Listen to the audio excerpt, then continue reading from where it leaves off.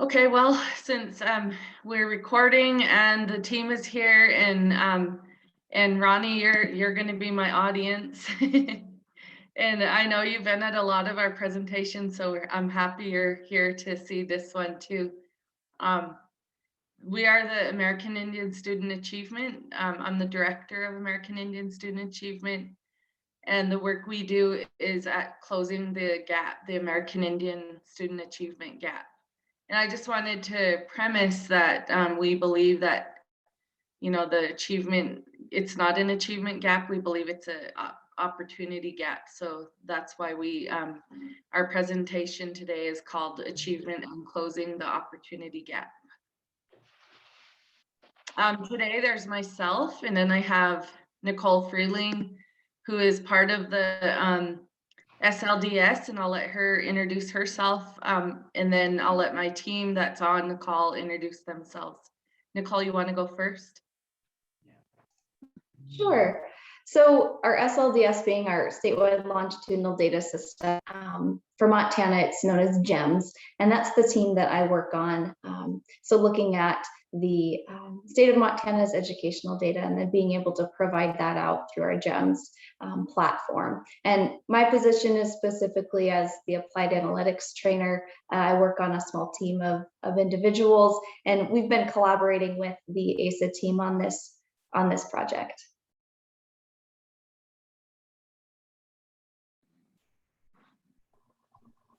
I'll go ahead and introduce myself. My name is Pat Armstrong. I work with Lana and ASA unit. I'm sorry, I had some peanuts in my mouth.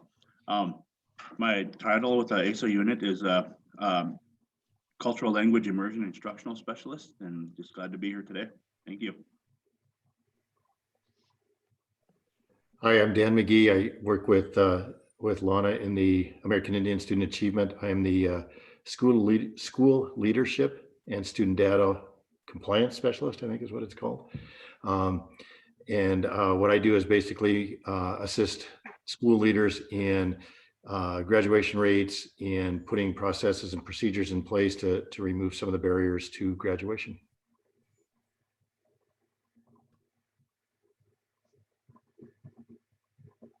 Am I next?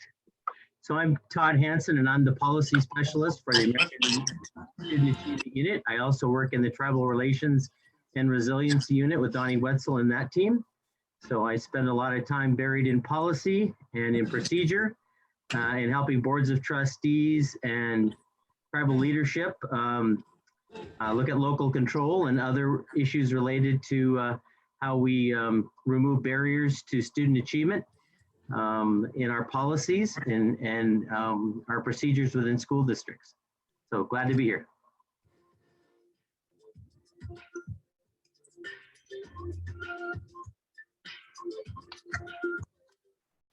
It's the morning show. I listen to you guys every single day. Friendly, unbelievable. Okay. Here for your So family. somebody has their, can you mute yourself so we, because we can hear all the background. There you go. Thank you.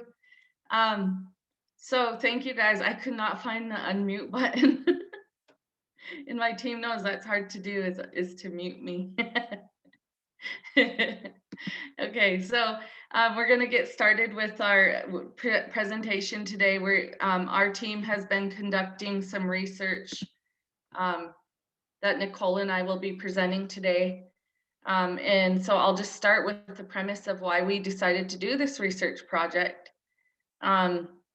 This year we compiled the 2020 American Indian Student Achievement Report. And in that report, and I just have a picture of one of the data sets from SBAC ELA. But in the 2020 report, it showed that there was little to no improvement for American Indian students in a lot of the areas of the achievement gap. I think only one area that was showing improvement was dropout rates.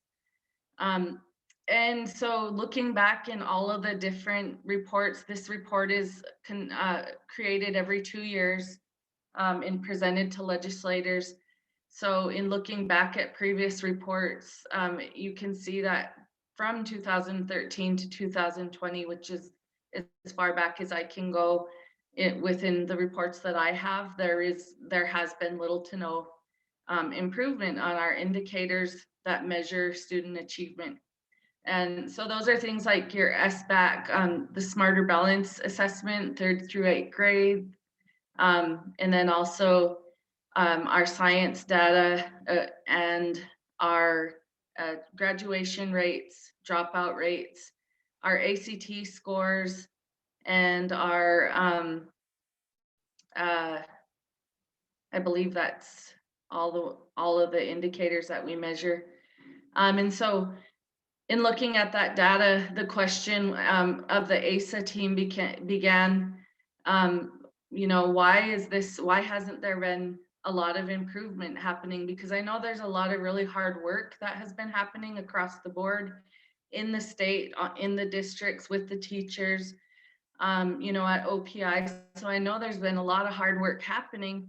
So what is going on here, and why is this gap not closing? So that was the first thing that my ASA team and I started to question. So the first thing we wanted to know is, well, what's going on with the American Indian gap funding?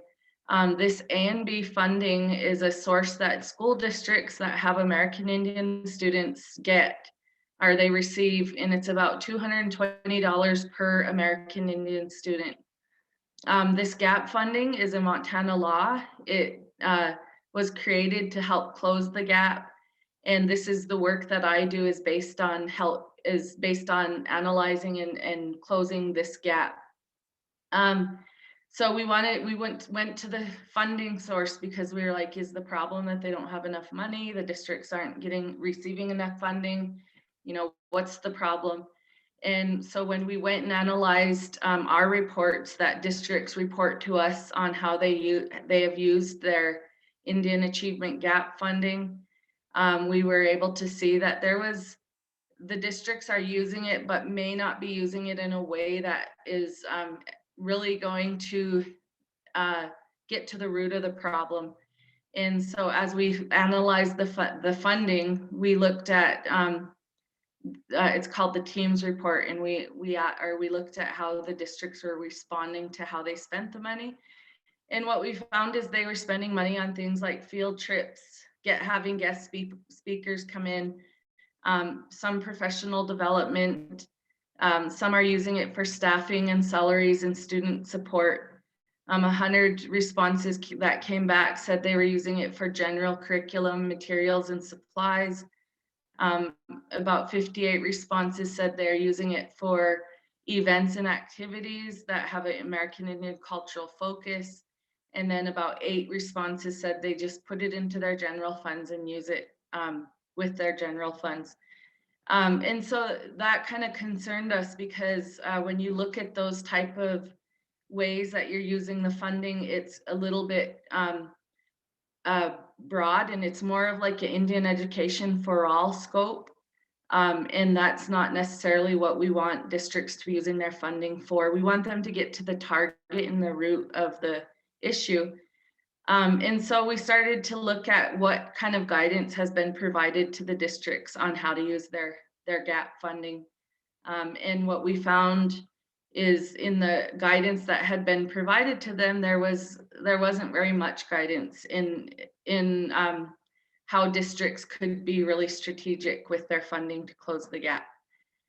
So then, we were like, okay, the ASA team knew that we had to help provide guidance for not only the districts and the teachers, but we also needed to provide guidance for all stakeholders, including school board members, state agencies such as OPI, any agency that has anything to do with American Indian students and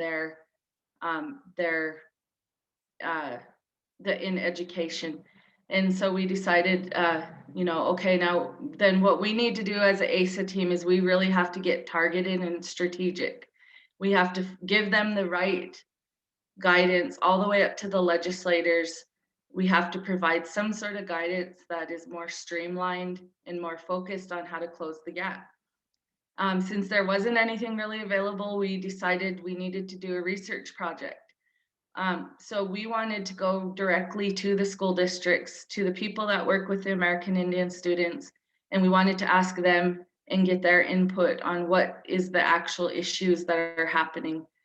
Because, you know, when you look at the way the funding is being spent, is that actually matching with what the root of the problem is? And so that's the reason why we decided to do this research project, is to get to the root and find out from the people that are in the districts what the root is. So we started this research project for that purpose. When we're done with this whole research project, the final product will be to provide focus and a focused approach to all the stakeholders. And that includes legislators. We want to be able to guide them on their on any bills that are out there for Indian education. We want them to be able to be in alignment with what we're doing at OPI and what any other agency stakeholders doing, all the way down to the districts and to the teacher level. We want to get everybody streamlined, working together. And so we are doing it through this research project. So the research question that we came up with is, in Montana schools and communities, what factors influence the American Indian student achievement gap? And there we had 3 questions that were derived from that question. One is, which factors do educational stakeholders believe are the driving factors in the achievement gap? Do those factors vary for students who attend school on reservation versus those who attend off reservation? And where do education stakeholders believe impact can be made to close the achievement gap? So these are our 3 questions that we in this research study are focusing on. We have just conducted our phase 1, which is focus groups. And this is where Nicole and her team joined our efforts with this research project. And they helped us to do phase 1. And she's going to present on the findings of our phase 1 of the research project. Thanks, Lana. So first, looking at the methods for this particular portion of the study, there were a total, for the focus groups, there was a total of 42 participants from 15 different communities that were then divided among 10 specific focus groups. And these groups were unique to role. So roles including teachers, students, school leaders and administrators, school counselors, trustees, superintendents, parents, and community members. And then the focus groups were also unique to location, as being either on reservation or off reservation. So essentially each role type, there would have been 2 focus groups. So for example, there would have been 1 focus group for teachers on reservation, and then 1 focus group for teachers off reservation. So our sampling was purposeful in this way. Our sampling was also restricted due to the pandemic, as a lot of research during this last year has been impacted, especially considering that the focus groups took place during the spring of 2020. And a lot of the potential participants in school communities were either limited in their ability or capacity to participate, or just simply chose not to participate at that time. So in this way, our focus groups were conducted virtually via Zoom. And each group was asked the same set of questions. And these questions were about the achievement gap, about on and off reservation differences, on student perceptions. And then they were also given the opportunity to imagine what response efforts would look like to the gap without there being barriers. So barriers such as financial barriers. The focus groups were directly recorded and then transcribed, which composed about 300 pages of narrative. And then those narratives we then organized into a total of 1,799 comments. So comments were our unit of measurement. And then we broke those comments out into 78 topics, which were then grouped into 15 specific themes. And then those were further defined into 5 overarching categories. And if you go to the next slide, thanks, Lana, you'll see this table provides you those 5 overarching categories and the frequency counts for comments divided into each. So there's culture and family, pedagogy, curriculum and instruction, school system, student learning, and then trauma and student identity. you'll notice if you just go back one more real quick, thanks. So you'll notice if you look at these frequency counts, if you take a look at the total count here is over 2,800, which is over the total amount of comments, which I noted on the previous slide, which was 1,799. So quickly, this is just simply because any comment that pertained to more than one theme was counted twice, which is pretty typical for this kind of work. So for example, if a comment was applicable, say, to both the school system and to culture and family, it would have been identified twice in terms of its frequency count. If you look at by the categories, if you look at those frequencies, you'll notice that based on these counts, that culture, family, and student learning were of the highest frequency. And then if you go ahead and go to the next slide, this visualization is showing you the frequency by topics. So those 78 different topics, where the larger the topic word, the higher its frequency. And similarly here, you'll notice that the topics related to family and culture, really surrounding the school system, are what become most prevalent. You can go ahead and go to the next slide. Thank you. All right, so here diving into some of those main takeaways and findings. So first, participant comments really indicated this 40-60 split in perceptions about the achievement gap, in which 40% of comments pertain to factors outside of the school, and then 60% of comments were internal to the school experience. And this ratio, this 40-60 ratio, is really pretty telling in and of itself of the complexity of the achievement gap. And then overall, throughout responses, the role of the educator was discussed very positively by participants. And in particular, the importance of Indian educators could not be downplayed. They serve really more as a teacher. They're mentors, they're role models, and for many American Indian students, they increase the curricular relevance as well. So this identification that students need to see teachers who really look like them. Some stakeholders and participants even reflected on their own memories of their experience of being an American Indian student, and remembering that they did not have teachers who looked like them or who had values and practiced their same culture and traditions. So this was referred to as something that has improved into the modern day classroom, especially for on reservation, but its importance nonetheless was emphasized. Yes, so we were really pretty struck that implicit and explicit bias from educators continues to be something that's noticed by students. In particular, the narrative from students in the focus groups revealed through their own observations in the classroom that their teachers were pushing white students harder than they were pushing Native students. So this having higher expectations for different groups or subgroups of students.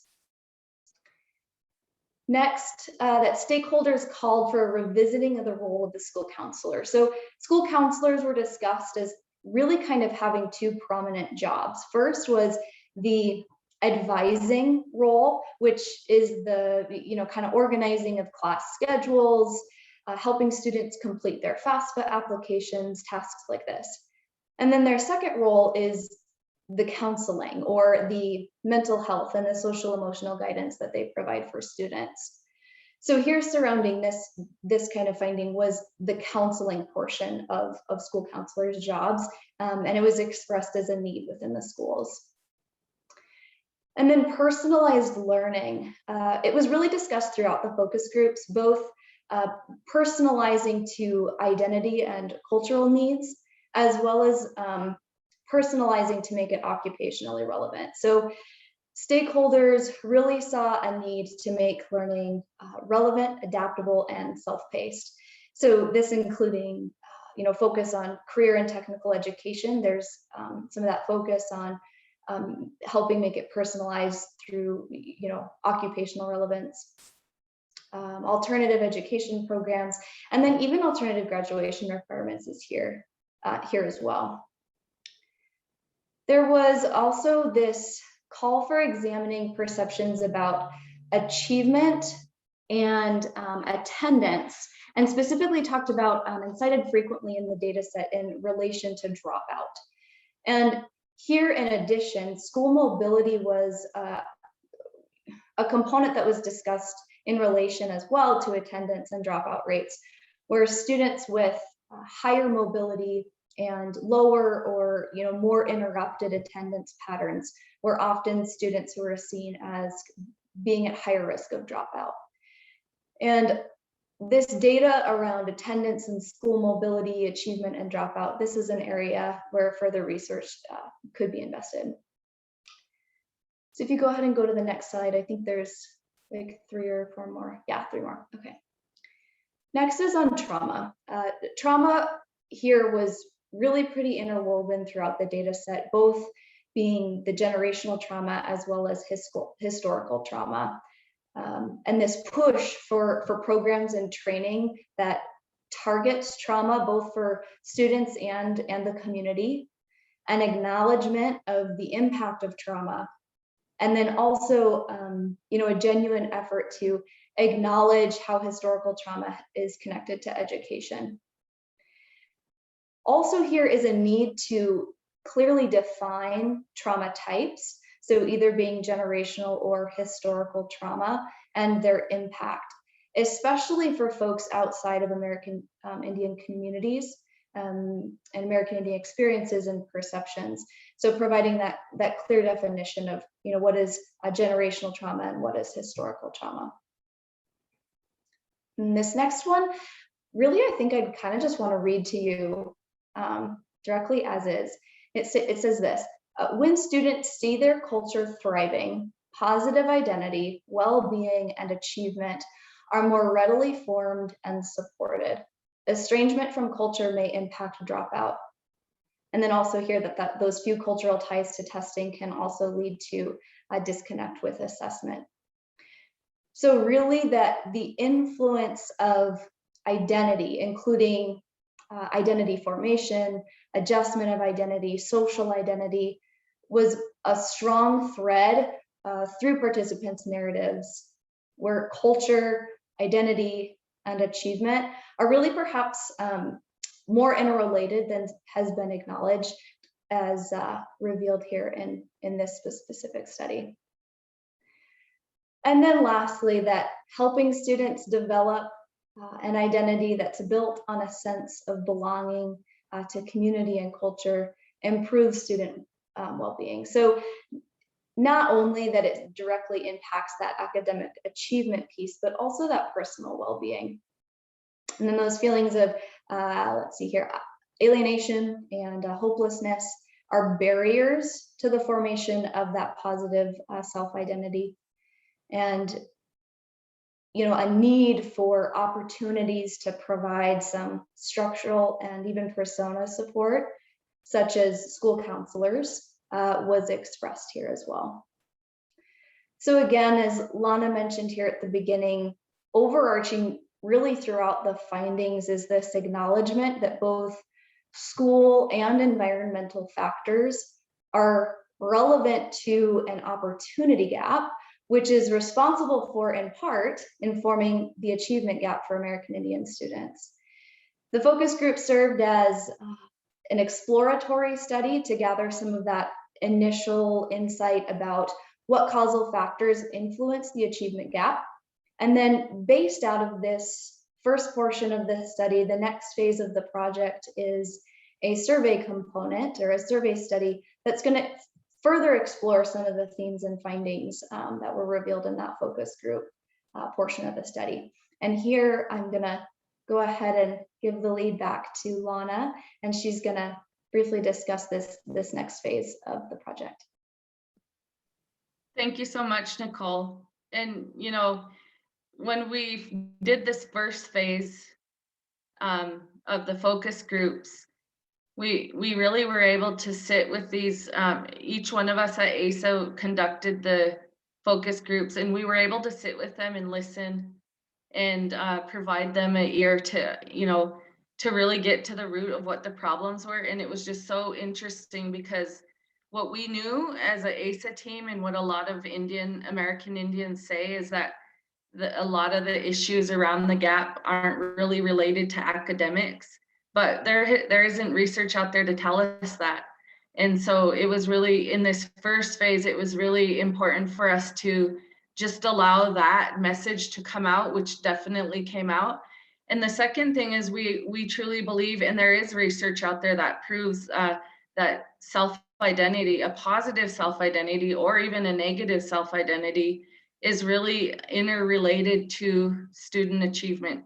So the work, it's so important that that the message came out of this first phase.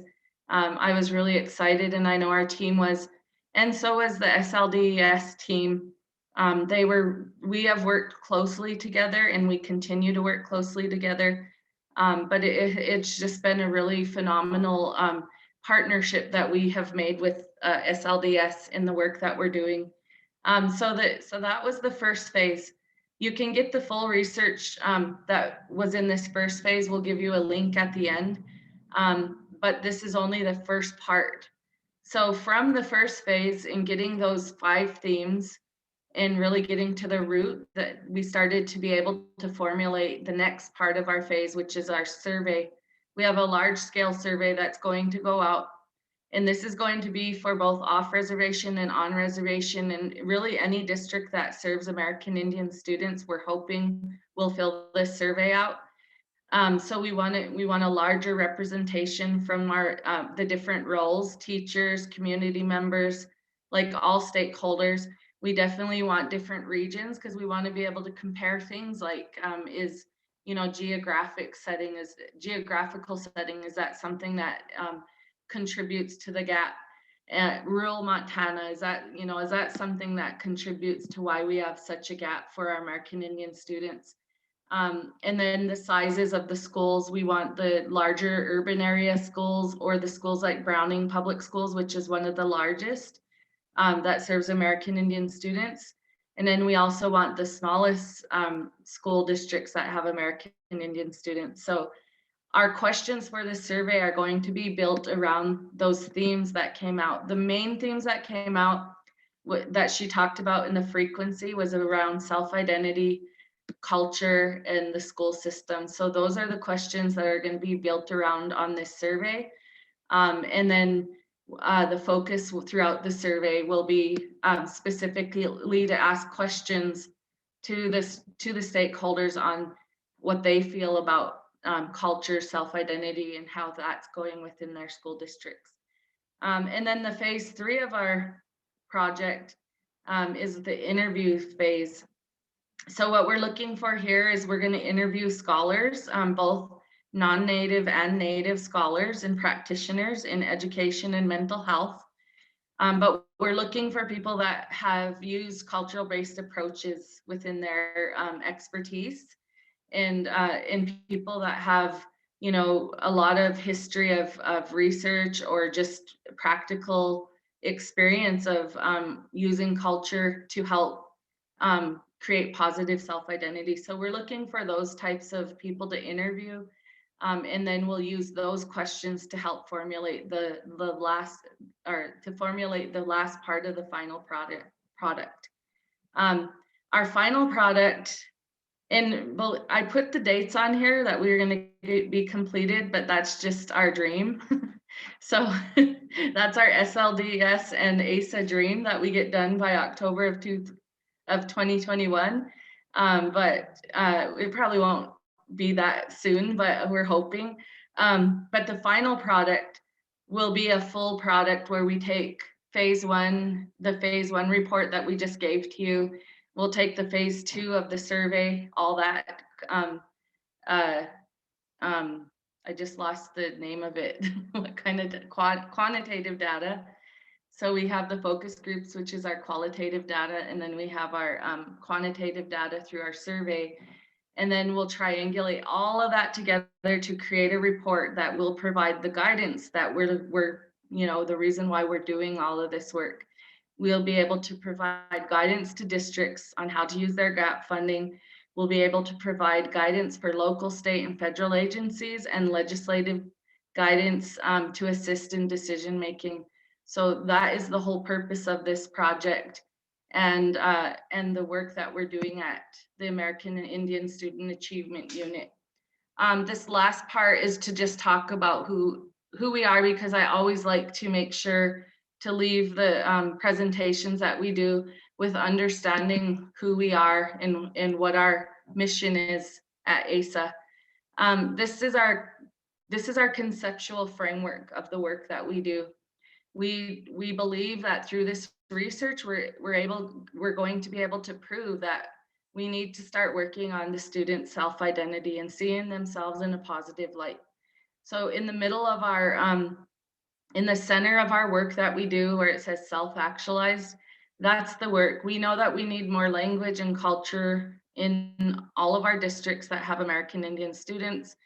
And all of we call them poles, but they're the cultural values around language and culture in our model here. That's all the efforts that we do towards trying to help districts self-actualize students. We also believe that, excuse me, we also work hard at, once we are self-actualizing students or creating positive self-identity, that we also have to work on that positive self-identity within the school district. So we want the districts to incorporate culture and self-identity practices within their teaching and learning, understanding how trauma impacts learners. So, so having strong health and well-being systems so that students we're able to target and end cycles that are created by trauma, that we have a safety, there's students are coming to their schools feeling that they're safe. So we have a safety component in the work that we do. And then in our teaching and learning, we just want to help teachers understand where these students are coming from. If a student leaves the reservation, goes off the reservation, they still should be able to see themselves in a positive light when they're in a district off the reservation. They should be able to still see themselves. And then from there, we also work on community actualization, because we know that the community is a mirror of what the school system will be. So if we can strengthen the school systems, we can also strengthen the communities. But the first step in that is we have to build relationships and trust with our communities that serve American Indian students. And so some of the work that we do is, and I have it listed here, we have this research project. Duran Bear Medicine, who's not here today, he's one of our ASA team members, and he is the project manager for this. He does all our scheduling and takes care of our meetings, and is kind of like the centralized person, that the glue that keeps our partnerships together with SLDS. We also are working on the accountability and guidance on Indian Achievement Gap payment, the funding that districts get. There's processes within OPI that we have to work on to help provide better guidance to districts and have better ability for districts to report back how they're using the funding. That's a project I work on. We also work with Macy, which is the Montana Advisory Council on Indian Education. I always get that wrong. Montana Advisory Council on Indian Education. So we've been working with them, and they are the advisory board for OPI and the Board of Public Ed. So we have been working with them with their strategic planning, and they get this research as well as the people at OPI. So their work is based on the research we're doing as well. The project manager for that is Todd Hansen. We also have an Indian language immersion program and perhaps a Montana Indian language preservation program. And within that, our work here is to help districts create these immersion classrooms that have strong cultural, culture is at the foundation of that classroom and language. And so the project manager for that is Pat Armstrong. We also work on school improvement. Right now, the only district that we support in school improvement with a grant is Heart Butte School District. And we're at the end of this grant. This will be the last year of the grant. And so our project managers for that is Todd Hansen and Pat Armstrong. We also do grants for, it's called the Boost Grant. Where we identify districts that serve American Indian students that are on reservations that need support in increasing their graduation rates. And this is a project that Dan McGee oversees. And this is really good work that we're doing here. We have 6 districts that we work with currently, and the work that we're doing with them is really incredible. Our team is just doing such a good job. I just can't say enough about the team in the work that they do in that grant. Also, we have tribal consultation. We work in partnership with the OPI Tribal Relations and Resiliency Unit. And what they do here is they're working on the IPP development. And that is a project on helping districts and tribes work together so that districts that are maybe off reservation, but they receive funding for American Indian students, that they have tribal consultation happening with the tribes, and that way we can make sure there's culture and identity in those districts that are not on reservations.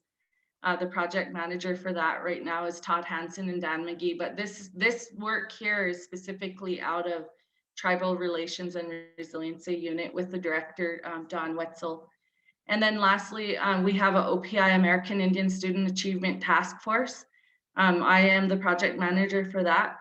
What we do there is we take a lot of the representatives from every department within OPI, and we are working on providing that guidance that I talked about in each unit, that taking their work that they're doing in helping to create a cultural relevant guidance document for districts, so they have better guidance coming from OPI in the work that we do. So if you want the full technical report on our phase 1 of this research, we will send this presentation to you, and there's the link. You can also find it on our American Indian Student Achievement website. Just Google Montana American Indian Student Achievement, and you'll find it there. You can also find it on the, Nicole, what is your website called? I believe it's on our data use page. Data, okay. Mhm. And that's what this link goes to that I have on here. If you have any questions on our methods, our findings, or want to participate in the survey, please contact me, or you can contact Nicole. And we're just really happy to be here today, present this information to you. And oh, I lost my, wait, I can't talk in, did I lose my presentation? I think it closed. Okay, so thank you all for joining us today. Does anybody have any questions that they want to ask? Or comments? Julie, you have anything? I would just like to say, Lana and Nicole, thank you so much for just the continuing the work on the research project, which I think is so vital and key to our work. I can't express that enough. And just to you, Lana, and the team, I see Dan and Todd and Pat and Duran. You guys are just doing such great work. And just to see it all so quickly in this presentation, I know so much of that work in action. And just seeing it in this presentation today was a good reminder to me of the great work that each of you and your team members are doing. So thank you for representing the OPI as such a strong agency and support for our schools. So that's all I have for you today. I can't wait to see the next phase of the research project. I know.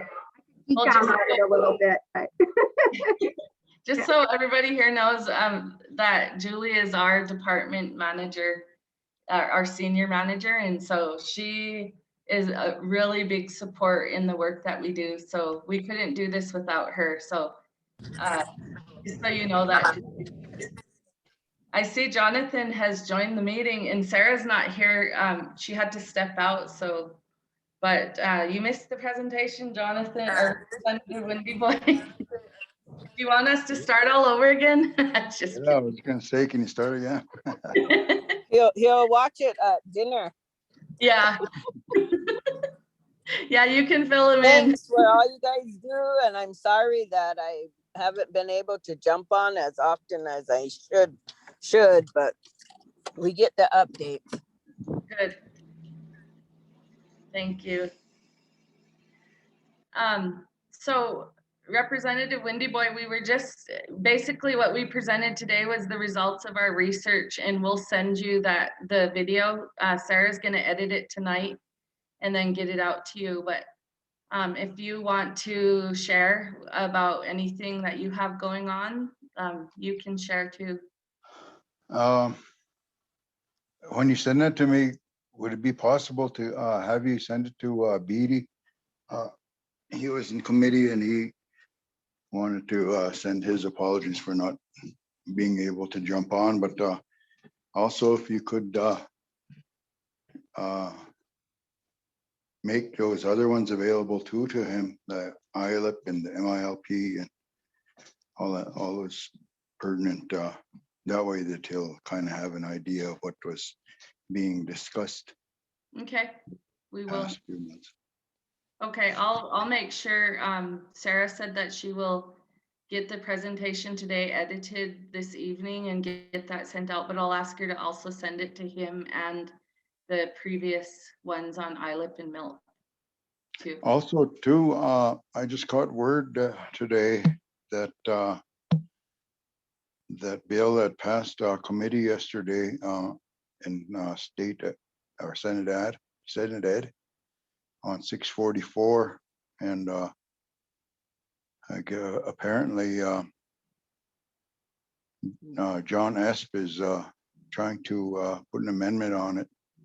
He wants to add all schools, and I'm going to probably ask what's her name, Shannon O'Brien, who's going to be carrying it on the floor to resist the amendment. But if the amendment does pass, then it'll probably come back to the House as amended. And what that's going to do, if he does get that amendment on, it's going to probably balloon blow up the fiscal note on it, because all schools, there's 400 districts, and if we get all schools onto that thing, it's probably going to cost into the hundreds of millions probably. Is this the MILP we're talking about? No, that's a 644 on the computer coding thing. Oh, okay. Okay. Because right now, how it's set up is for a reservation school for on each reservation, or a school district on each reservation, one, which equates to 8. And what that is basically doing is getting a teacher from each of those 8 school districts to go to Bozeman this summer on $2,000 scholarships to basically train the trainer.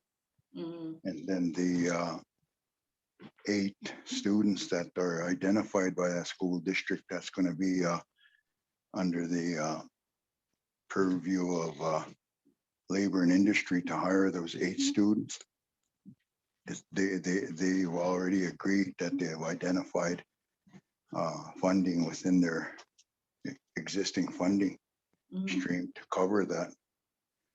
So if I don't know if ESP is aware of that, that we're going to probably have either, well, I guess we'll deal with that when it gets here. And if it does get to conference, I'm going to probably make a recommendation that we strip the amendment on her. And if you read the House Bill 644 there, that the school teachers are going to be under the OPI, so it'll be coming over to you guys as far as that piece, that portion of it. Well, you're creating all of our work for us, Representative Windy Boy. Yeah, well, just like Good work. just like the superintendent said, bring it on. So Yeah. I am. Well, so one important thing on this presentation that we gave today kind of lays out like foundation for the legislators to, and even in your, the House Bill, what is it? House Bill 644? Yeah, If, you know, for this, the research that you guys are going to be doing, and it kind of lays out some of the things that we've found in our research and directions that we're going with the American Indians or the Achievement Gap funds. And so I think it'd really be a good thing for you and Representative Beatty to watch that. yeah, and then also too, that 671 that he presented was in the Senate Finance Claims yesterday. That passed the House a few days back, 100-0. So once that goes through, there's going to be some studies over the interim, and what the study is going to be is just basically all of the language funding sources, including the IFA. So we're going to try to make the best with the get the best bang for the buck on everything. Awesome. Sounds good. Well, thank you for that update. Anybody have any questions for us or for the Representative Windy Boy? Okay, well, so sorry, Jonathan, that we started too soon, but we'll definitely get get this video out to you and to the rest of the Indian Caucus right away. Okay, thanks. We'll see you guys. Thank you all for joining us. And Yep. Sarah wanted to send her apologies. She had to go, so we'll just close out from here. Thank you all, Ronnie, Joe, and Samuel, and Jonathan. I can't see who else is on. Did I miss anybody? Rennie. Oh, Rennie. Good to see you. Or well, I didn't see you guys. You didn't turn your cameras on, but good to hear your voice. Thanks, everyone. But Hey, at least I'm on the technical part of Oh, it was the technical stuff. Okay, we'll see you guys. Thank you. Have a good evening.